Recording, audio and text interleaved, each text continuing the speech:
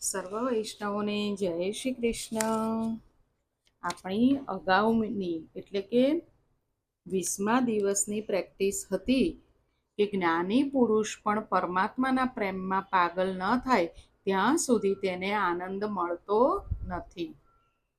બીજું હતું કે કર્મ કરે પણ તે કૃષ્ણ પ્રેમ વગરનું કર્મ હોય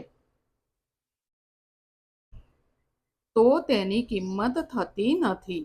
કૃષ્ણ પ્રેમ વિના કર્મનો આગ્રહ વ્યર્થ છે. કૃષ્ણ પ્રેમ વિના યોગ વ્યર્થ છે. કૃષ્ણ પ્રેમ વિના જ્ઞાન પણ વ્યર્થ છે. જ્યારે પોતાના લાડીલા ભક્તો પરમાત્માની બહુ ભક્તિ કરે, જ્યારે પોતાના લાડીલા ભક્તો પ્રભુની બહુ ભક્તિ કરે ત્યારે પ્રભુ તેને પોતાનું સ્વરૂપ બતાવે છે. મોટો જ્ઞાની હોય પણ જ્યાં સુધી તેને પરમાત્મા સાથે પ્રેમ ન થાય, તે પરમાત્માને પ્રેમ ન કરે ત્યાં સુધી તેને પરમાત્માનો અનુભવ થતો નથી. એટલે પરમાત્મા સાથે, પ્રભુ સાથે આપણે ખૂબ પ્રેમ કરવો પડશે. અને પ્રેમ કેવી રીતે થશે? પ્રભુની લીલા કથાને સાંભળીને, વાંચીને આપણને પ્રભુમાં પ્રેમ થશે. જો સર્વમાં ભાગવત ભાવ ન જાગે તો એ જ્ઞાન શા કામનું? કળિયુગમાં કૃષ્ણ કથા અને કૃષ્ણ કીર્તન વિના બીજો કોઈ તરવાનો ઉપાય નથી. આ ખાસ યાદ રાખજો, કળિયુગમાં કૃષ્ણ કથા અને કૃષ્ણ કીર્તન વિના બીજો કોઈ તરવાનો ઉપાય નથી. એટલે આપણે આ જીવનમાં જ કૃષ્ણ કથા, કૃષ્ણ કીર્તન કરવા જ પડશે. પ્રભુને સાથે ખૂબ જ પ્રેમ કરવો જ પડશે. હર ક્ષણ પ્રભુને યાદ કરવા પડશે. તો આ આપણે પ્રેક્ટિસ કરતા જ રહીશું. હવે આપણે આગળ જોઈએ. સચ્ચિદાનંદ રૂપાય વિશ્વોત્પત્યાદિહેતવે તાપત્રય વિનાશાય શ્રીકૃષ્ણાય વયં નુમઃ. શ્રીકૃષ્ણાય વયં નુમઃ. જે જગતની ઉત્પત્તિ, સ્થિતિ અને વિનાશનો હેતુ છે તથા જે ત્રણેય પ્રકારના તાપોના નાશ કરવાવાળા છે એવા સચ્ચિદાનંદ સ્વરૂપ ભગવાન શ્રી કૃષ્ણને અમે વંદન કરીએ છીએ. આપણે અગાઉ જોયું હતું કે નારદજીએ વ્યાસજીને સમજાવ્યું કે તમે કૃષ્ણ કથા પ્રેમથી વર્ણવો તો તમને શાંતિ મળશે અને એની ખાતરી થાય. તેના માટે નારદજી વ્યાસજીને પોતાની કથા કહે છે, પોતાના આગલા જન્મની કથા કહે છે કે હું દેવર્ષિ નારદ કેવી રીતે બન્યો. એના માટે નારદજી પોતાની કથા વ્યાસજીને કહે છે. અને આ કથા બહુ જ સુંદર છે વૈષ્ણવો. આ આપણે ધ્યાનથી સમજીએ. વ્યાસજીની ખાતરી માટે નારદજી પોતાનો જ દાખલો આપે છે, પોતાના પૂર્વજન્મની કથા સંભળાવે છે. કથા શ્રવણ અને સત્સંગનું ફળ બતાવે છે. કથા સાંભળીએ અને આપણે સત્સંગ કરીએ તો તેનું કેવું ફળ મળે તે નારદજી કહી રહ્યા છે. કથા શ્રવણથી, સંતોની સેવા કરવાથી જીવન સુધરે છે. હવે નારદજી કહે છે કે હું દાસી પુત્ર હતો. નારદજી એમના આગલા જન્મની કથા કહે છે કે નારદજી દાસી પુત્ર હતા. મેં 4 મહિના કનૈયાની કથા સાંભળી હતી. નારદજીએ શું કીધું? મેં ખાલી 4 મહિના જ કનૈયાની કથા સાંભળી હતી. મને સત્સંગ થયો તો મારું જીવન દિવ્ય બન્યું. કૃષ્ણ કથાથી મારું જીવન સુધર્યું. હું તો દાસી પુત્ર હતો, આચાર વિચારનું ભાન હતું નહીં. નારદજી કહે છે કે હું દાસી પુત્ર હતો, આચાર વિચાર એનું મને કોઈ ભાન જ નહોતું. પરંતુ મેં કથા સાંભળી એટલે મારું જીવન પલટાયું. આ બધી મારા ગુરુની કૃપા છે. વ્યાસજી નારદજીને કહે છે કે તમારા પૂર્વજન્મની કથા કહો. નારદજી કહે છે સાંભળો. હું 7-8 વર્ષનો હતો. મારા પિતા નાનપણમાં જ મરણ પામેલા. નારદજીએ શું કહ્યું? કે અગાઉના જન્મમાં હું જ્યારે 7-8 વર્ષનો હતો ત્યારે જ મારા પિતા મરણ પામેલા. મારી માં દાસી તરીકે કામ કરતી હતી. હું ભીલ બાળકો સાથે રમતો. મારા પુણ્યનો ઉદય થતાં અમે જે ગામમાં રહેતા હતા ત્યાં ફરતા ફરતા સાધુઓ આવ્યા. નારદજી જ્યારે અગાઉના જન્મમાં 7-8 વર્ષના હતા ત્યારે તેમના પિતાજી મરણ પામ્યા હતા. તેમની માતા દાસી તરીકે લોકોના ઘરમાં કામ કરતી હતી અને નારદજી ભીલ બાળકોની સાથે રમતા હતા. પછી એકવાર સાધુઓ ફરતા ફરતા એમના ગામમાં આવ્યા. ગામ લોકોએ તેઓને અમારા ગામમાં ચતુર્માસ ગાળવા કહ્યું. ગામના લોકોએ કહ્યું કે સાધુઓને કહ્યું કે તમે આવ્યા છો તો 4 મહિના આ ચતુર્માસ તમે અમારા ગામમાં ગાળો. અને સંતોને કહ્યું આ બાળકને તમારી સેવામાં સોંપીએ છીએ. અને નારદજી ત્યારે દાસી પુત્ર હતા એટલે કહ્યું કે આ છોકરાને અમે તમારી સેવામાં સોંપીએ છીએ કે તમારી સેવા કરશે. તે તમને પૂજાના ફૂલો લાવી આપશે અને તમારા નાના મોટા કામમાં તમારી મદદ કરશે. આ એક વિધવાનો છોકરો છે, તે પ્રસાદ પણ તમારી સાથે જ લેશે. એટલે આ વિધવાનો છોકરો છે તો એ પ્રસાદ પણ તમારી સાથે જ લેશે.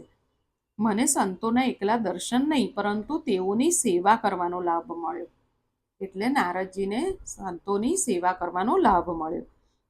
ત્યારે તો નારદજીને આ બધી ખબર નહોતી કે આગળ શું થશે, કે હું સેવા કરીશ તો મને ભક્તિ પ્રાપ્ત થશે. નારદજીને તો કંઈ ખબર નહોતી.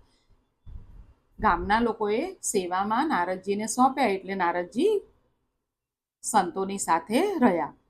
કોઈ મહાપુરુષની પ્રત્યક્ષ સેવા ન કરો ત્યાં સુધી મનમાંથી વાસના જતી નથી, અંદરના વિકારો જતા નથી. મારા ગુરુ પ્રભુ ભક્તિમાં રંગાયેલા હતા. નારદજીએ શું કહ્યું? એ જે સંતો આવ્યા હતા એમાં જે ગુરુ હતા તે પ્રભુ ભક્તિમાં રંગાયેલા હતા. મને સાચા સંતની સેવા મળી. એક તો સાચા સંતના દર્શન થતા નથી અને થાય તો તેના પ્રત્યે સદભાવ જાગતો નથી. મારા ગુરુદેવ સાચા સંત હતા. ગુરુ અમાની હતા એટલે બીજાને માન આપતા હતા. તેના સંગથી મને ભક્તિનો રંગ લાગ્યો. ગુરુના સંગથી નારદજીને ભક્તિનો રંગ લાગ્યો. ગુરુએ મારું નામ હરિદાસ રાખ્યું. એ નારદજીને સેવામાં રાખ્યા એટલે ગુરુએ કહ્યું કે આજથી હું તને હરિદાસ કહીને બોલાવીશ. એમ કરીને નારદજીનું નામ હરિદાસ રાખ્યું. સુખદેવજીએ જન્મતા વેદ વ્યાસજીને કહ્યું કે મારે તમારી સાથે કાંઈ સંબંધ નથી. આ સુખદેવજીનું આવ્યું. તમે મારા પિતા નથી, તમે મારા પિતા પ્રભુ છે, મને જવા દો. પરંતુ આ માર્ગ સામાન્ય મનુષ્ય માટે અનુસરી શકાય તેવો નથી. જે સુખદેવજીનો માર્ગ છે એ બધું આપણે અનુસરી શકાય તેમ નથી. એટલે સુખદેવજી તો શંકર ભગવાનના અવતાર હતા એટલે એવું કરી શક્યા. જન્મથી વૈરાગી હતા. પણ જે નારદજીની કથા છે એ સામાન્ય મનુષ્ય માટે છે. આપણે પણ એ સમજીને આપણે પણ એ કરી શકીએ છીએ. સહેલો માર્ગ એ છે કે સર્વ સાથે પ્રેમ કરો અથવા એક પ્રભુ સાથે જ પ્રેમ કરો. આત્મા પરમાત્મા એક છે. ગુરુદેવ પ્રેમની મૂર્તિ હતા. ગુરુજી ઉઠે તે પહેલાં હું ઉઠી જતો. નારદજીએ કહ્યું કે ગુરુજી ઉઠે તે પહેલાં હું ઉઠી જતો. ગુરુજી સેવા કરે ત્યારે ફૂલ, તુલસી બધું હું લઈ આવતો. મારા ગુરુજી દિવસમાં 2 વાર કીર્તન કરે. સવારે બ્રહ્મસૂત્રની ચર્ચા કરે પણ રોજ રાત્રે કૃષ્ણ કથા, કૃષ્ણ કીર્તન કરે. કનૈયો તેમને બહુ વાલો લાગે. મારા ગુરુદેવના ઈષ્ટદેવ બાલકૃષ્ણ હતા. એ જે સંતો આવ્યા હતા તેમના ઈષ્ટદેવ બાલકૃષ્ણ હતા. એટલે એ લોકો રોજ રાત્રે કૃષ્ણ કથા અને કૃષ્ણ કીર્તન કરે. આ ઋષિઓ બાલ સ્વરૂપની આરાધના કરે છે. બાળક જલ્દી પ્રસન્ન થાય છે. બાલકૃષ્ણ જલ્દી પ્રેમ કરે છે, જલ્દી પ્રસન્ન થાય છે. કનૈયાનો કોઈ ભક્ત તેને બોલાવે છે તો કનૈયો દોડતો આવે છે. હું કીર્તનમાં જતો, કથા સાંભળતો. નારદજીને હવે ત્યાં જ રાખ્યા હતા એટલે નારદજી પાસે બીજું કોઈ ઉપાય જ નહોતો કે એમને સંતોની સાથે જ રહેવાનું હતું. એટલે નારદજી કીર્તનમાં જતા, કથા સાંભળતા, સંતોનું કામ કરતા. પરંતુ એક નારદજીમાં હતું કે નારદજી બહુ ઓછું બોલતા હતા. બહુ બોલનારો સંતોને ગમતો નથી. વાણીથી શક્તિનો વ્યય કરશો નહીં. તેથી બહુ ઓછું બોલો. મૌન રાખીને સેવા કરનાર ઉપર સંત કૃપા કરે છે. આ 3 ગુણ નારદજી કહે કે મારામાં હતા. કયા ગુણ હતા? કે નારદજી વધારે બોલતા નહીં, ચૂપચાપ એમનું કાર્ય કરતા, મૌન રાખીને તેમનું કાર્ય કરતા. હું તો ભીલ અને કોળી બાળકો સાથે રમવા જાઉં. નારદજી કહે કે હું કામ પતાવી દઉં, પછી ભીલ અને કોળી બાળકો સાથે હું તો રમવા જાઉં. એક દિવસ હું કથામાં ગયો. તો એક દિવસ નારદજી કથામાં ગયા. મારા ગુરુદેવ કૃષ્ણ કથાનું વર્ણન કરતા હતા. મેં કથામાં બાળલીલા સાંભળી. જે દિવસે નારદજી કથામાં બેઠા પહેલી વાર, ત્યારે કથામાં તેમણે કૃષ્ણ ભગવાનની બાળલીલા સાંભળી. નાના બાળકો કનૈયાને બહુ વાલા લાગે. કથા શ્રવણ કરતા પ્રભુ પ્રત્યે સદભાવ જાગ્યો. કૃષ્ણ કથા એ પ્રેમ કથા છે. કૃષ્ણ કથામાં યોગીઓને, સ્ત્રીઓને, બાળકોને, સર્વને આનંદ આવે છે. શ્રી કૃષ્ણની કથા જેવી દિવ્ય છે કે સર્વને આનંદ આપે છે. કૃષ્ણ કથામાં એવો આનંદ આવવા લાગ્યો કે મારું રમવાનું છૂટી ગયું. નારદજી રોજ ભીલ અને કોળી બાળકો સાથે રમવા જતા સંતોનું કાર્ય પતાવીને. પછી એક દિવસે કૃષ્ણ કથામાં ગયા. તો ત્યાં એમણે કૃષ્ણ ભગવાનની બાળલીલા સાંભળી અને હવે તેમને એટલો આનંદ આવવા લાગ્યો, પ્રભુ પ્રત્યે એમને સદભાવ જાગ્યો. તો હવે એ રોજ કૃષ્ણ કથામાં જ એમનું રમવાનું છૂટી ગયું અને રોજ કથા ગુરુજી કરે ત્યારે સામે બેસી જતા અને રમવાનું ભૂલી ગયા. કૃષ્ણ કથામાં ગુરુદેવ પાગલ બને. મનુષ્ય સંસાર પાછળ પાગલ બન્યો છે, તેમાંથી મુક્ત થઈ ભગવાન પાછળ પાગલ બને તો જીવ અને શિવ એક થાય. સંતની આંખ શુદ્ધ હોય છે, પવિત્ર હોય છે. સંત આંખથી પાપ કરતા નથી. સંતની આંખમાં શ્રી કૃષ્ણ બેઠેલા હોય છે. સંત 3 પ્રકારે કૃપા કરે છે. સંત 3 પ્રકારે કૃપા કરે છે. કેવી રીતે? સંત જેની તરફ વારંવાર નિહાળે તેનું જીવન સુધરે. નિહાળે એટલે જોવે. સંત જેની તરફ વારંવાર જોવે તેનું જીવન સુધરે. પછી બીજું શું? માળા કરતા જેને યાદ કરે તેનું જીવન સુધરે. સંત માળા કરતી વખતે જેને યાદ કરે તેનું જીવન સુધરે.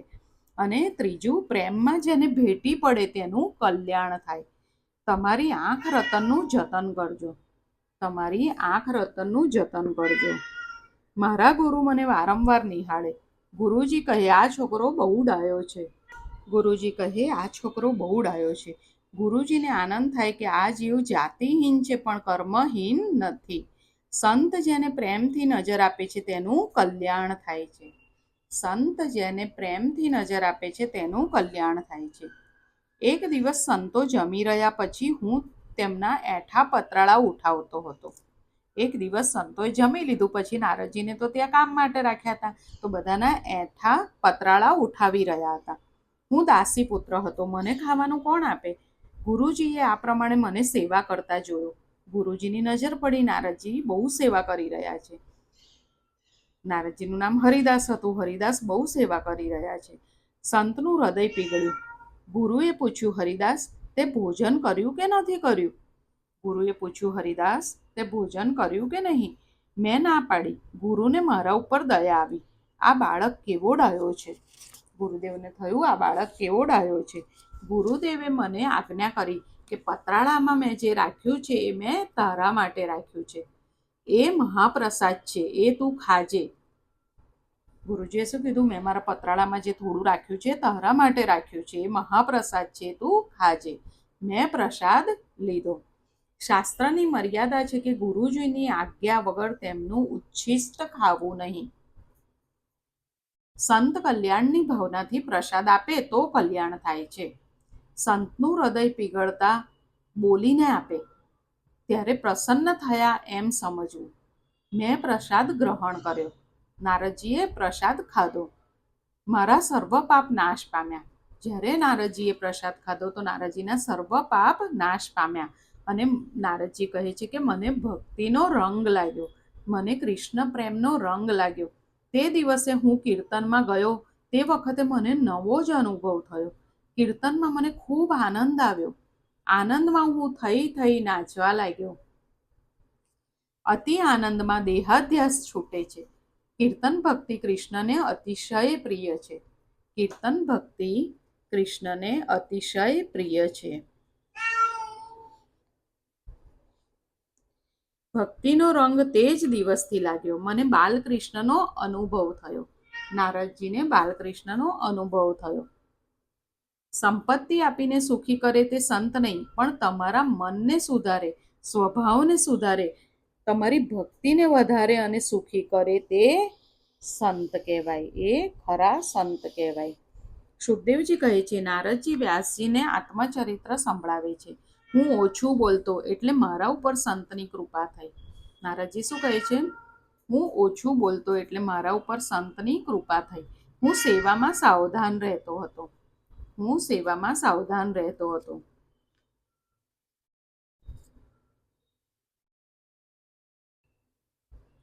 સંતો સર્વમાં સદભાવ રાખે છે, પણ ગુરુદેવે મારા ઉપર ખાસ કૃપા કરી. ગુરુદેવે મારા ઉપર ખાસ કૃપા કરી. મને વાસુદેવ ગાયત્રી મંત્ર આપ્યો. પહેલા સ્કંદના 5મા અધ્યાયનો 37મો શ્લોક એ વાસુદેવ ગાયત્રીનો મંત્ર છે. આ વાસુદેવ ગાયત્રીનો હંમેશા જપ કરવો. તો એ મંત્ર વાસુદેવ ગાયત્રીનો હંમેશા જપ કરવો. એનો અર્થ શું થાય? આપણે અર્થ જોઈએ. મન, બુદ્ધિ, ચિત્ત, અહંકારની શુદ્ધિ આ વાસુદેવ, પ્રદ્યુમ્ન, અનિરુદ્ધ સંકર્ષણ કરે છે. 4 મહિના આ પ્રમાણે મેં ગુરુદેવની સેવા કરી. એ સંતો આવ્યા હતા એ ગામમાં, એ 4 મહિના રહેવાના હતા. તો આ પ્રમાણે 4 મહિના ગુરુદેવની સેવા કરી. ગુરુજીને ગામ છોડીને જવાનો દિવસ આવ્યો. ગુરુજી હવે જવાના છે તે જાણી મને બહુ દુઃખ થયું. નારદજી શું કહે છે? હવે ખબર પડી ગુરુજી જવાના છે તો નારદજીને ખૂબ દુઃખ થયું. મેં ગુરુજીને કહ્યું, ગુરુજી આપ મને સાથે લઈ જાઓ, મારો ત્યાગ ન કરો. હું આપને શરણે આવ્યો છું. હું તમારા ઓટલે પડ્યો રહીશ. હું તમારું હલકામાં હલકું કામ કરીશ. મને સેવામાં સાથે લઈ જાઓ, મારી ઉપેક્ષા ન કરો. ગુરુદેવે વિધાતાના લેખ વાંચ્યા. ગુરુદેવે વિધાતાના લેખ વાંચીને નારદજીને કહ્યું કે તું તારા માતાનો ઋણાનુબંધી પુત્ર છે. શું કહ્યું? કે તું તારી માતાનો ઋણાનુબંધી પુત્ર છે. આ જન્મમાં તારે તેનું ઋણ ચૂકવવાનું છે. માટે માતાનો ત્યાગ કરીશ નહીં. ગુરુજીએ નારદજીને લઈ જવા ના પાડી કે તું તારી માતાનો ત્યાગ કરીશ નહીં. અગર તું તારી માતાને છોડીને આવીશ તો તારે ફરી જન્મ લેવો પડશે. તારી માનો નિસાસો અમને ભજનમાં વિક્ષેપ કરશે. તું ઘરમાં રહેજે. ઘરમાં રહી પ્રભુનું ભજન થઈ શકે છે. નારદજી કહે છે, આપે કથામાં એવું કહ્યું હતું કે પ્રભુ ભજનમાં જે વિઘ્ન કરે તેને છોડવો. પ્રભુ ભજનમાં જે સાથ આપે તે જ સગો છે. ઈશ્વરના માર્ગે લઈ જાય તે જ સાચા સગા સ્નેહી છે.